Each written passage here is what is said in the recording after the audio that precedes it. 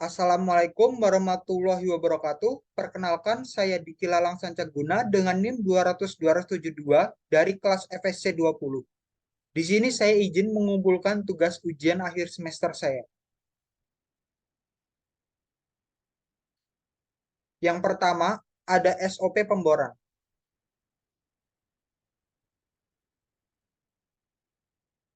SOP pemboran terdapat beberapa macam, yaitu yang pertama, persiapan lantai kerja untuk peletakan unit bor. Yang kedua, setting unit pemboran termasuk pemasangan terpal pelindung matahari dan hujan. Yang ketiga, pembuatan spool bak untuk sirkulasi air pemboran. Yang keempat, pembuatan spool bak untuk sirkulasi bor dan pompa suplai air ke cooler dan spool bak. Yang kelima, pengecekan semua jenis peralatan pendukung pemboran meliputi kunci pipa 36 inch, kunci pipa 24 inch, kunci parmel, pipa pemboran, barel NQ, overshoot NQ, solar, dan oli. Lalu yang keenam, ada pengisian full bak sirkulasi air pemboran menggunakan pompa supply. Lalu yang ketujuh, start engine rig bor. Kedelapan, start engine pompa sirkulasi pemboran. Yang kesembilan, pemasangan barel. Kesepuluh, pemasangan pipa bor ke barel dan ke sub gearbox. Kesebelas, mulai pemboran. Di sini ada sistem angkat atau hoisting system. Sistem angkat adalah alat yang digunakan untuk membantu mengangkat beban dengan cara dikaitkan. Sebuah hook angkat biasanya dilengkapi dengan kait pengaman untuk mencegah pelepasan dari kaitan wire rope, sling, ataupun rantai dari beban yang terpasang.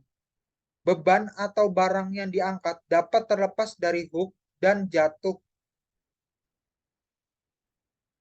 Lalu di sini ada peralatan pengangkatan atau hoisting equipment.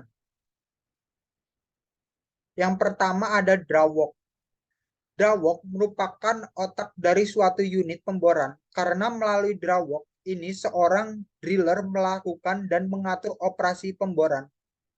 Drawwalk akan berputar bila dihubungkan dengan prime mover atau mesin penggerak. Selanjutnya ada hook. Hook adalah sebuah blok perjalanan, bagian yang bergerak bebas dari sebuah balok dan tackle yang berisi satu set katrol atau katrol di mana garis bor diulir dan digulung dan berlawanan dengan blok mahkota. Lalu ada traveling block. Traveling block merupakan roda yang ditempatkan pada puncak menara sebagai blok yang diam. Lalu ada crown block. Crown block berfungsi untuk melilitkan tali-tali pemboran dan sebagai katrol untuk membuat sistem pengangkatan dapat bekerja.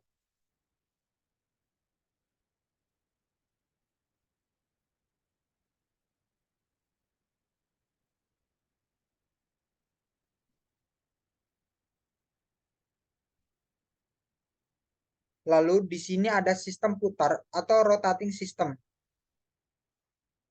Fungsi utama dari rotating system adalah untuk memberikan putaran pada rangkaian pipa bor dan juga memberikan beratan pada pahat dalam mengebor suatu formasi. Lalu ada sistem angkat atau hoisting system. Sistem angkat atau hoisting system fungsi utamanya adalah memberikan ruang kerja yang cukup bagi kru pengeboran dan untuk pengangkatan serta penurunan rangkaian pipa bor dan peralatan lainnya. Sistem angkat ini sangat penting dalam kegiatan menyambung dan melepaskan rangkaian pengeboran seperti bit, drill, coral, drill pipe, atau kelly. Lalu ada sistem sirkulasi atau circulation system. Sistem sirkulasi merupakan salah satu sistem yang memperankan penting di dalam operasi pengeboran putar atau rotary drilling.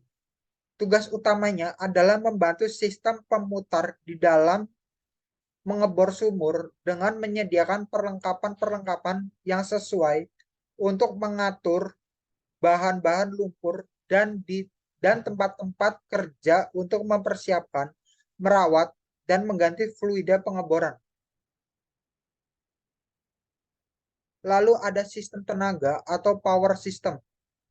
Sistem tenaga dalam operasi pengeboran terdiri dari power supply equipment yang dihasilkan oleh mesin-mesin besar yang biasa dikenal dengan nama prime mover dan distribution equipment yang berfungsi untuk meneruskan tenaga yang diperlukan untuk mendukung jalannya kegiatan pengeboran.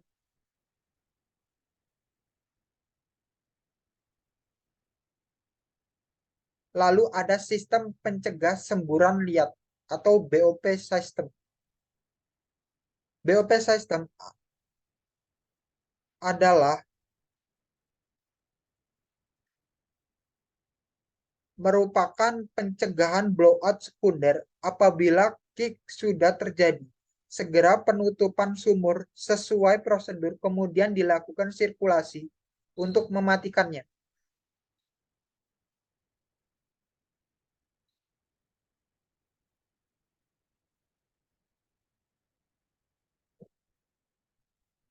Lalu ada well completion.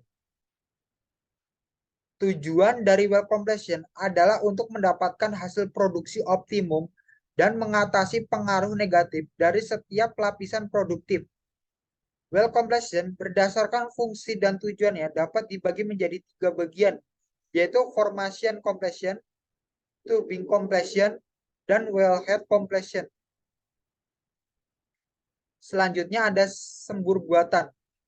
Sembur buatan digunakan untuk mempertahankan tekanan produksi dasar sumur yang berkurang. Hal ini dilakukan supaya formasi dapat memberikan fluida reservoir yang diinginkan pada tahap awal sumur mampu melakukan produksi dengan tenaganya sendiri atau natural flow. Lalu ada sembur alam yang terakhir, adalah salah satu metode pengangkatan minyak ke permukaan dengan menggunakan tenaga atau tekanan yang berasal dari reservoir atau formasi di mana sumur berada. Mungkin sekian dari saya. Bila salah mohon dimaafkan. Wabillahi taufiq walhidayah. Wassalamualaikum warahmatullahi wabarakatuh.